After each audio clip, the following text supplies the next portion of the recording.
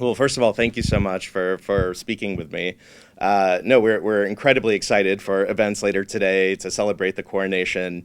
We're going to be having an event at the governor's mansion, which I think speaks to just how seriously and importantly folks here in North Carolina view the coronation and the strength of the relationship between North Carolina and the UK. So the reason FCO has an office here, FCDO has an office here in North Carolina, is because the U.S. is by far and away the UK's most important strategic partner, and that relates not just to the federal level, but also down at the state level as well.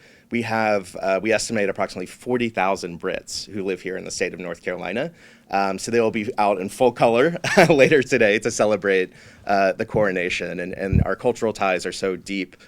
They date back to the 1700s when North Carolina was one of the original 13 colonies. And so much history has happened since then. We fought shoulder to shoulder in World War II, but people here still have a really strong affinity for the UK, not just Brits, but even just average citizen here in North Carolina. And what about the monarchy and the coronation and that sort of thing? Do they get it?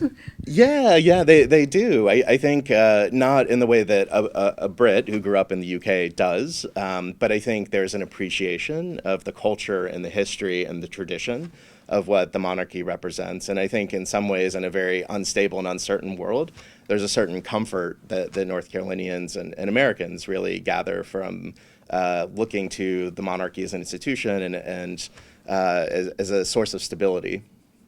So Gibraltar, as you know, the delegation here invited to that party as part of the Sister Cities program of Raleigh.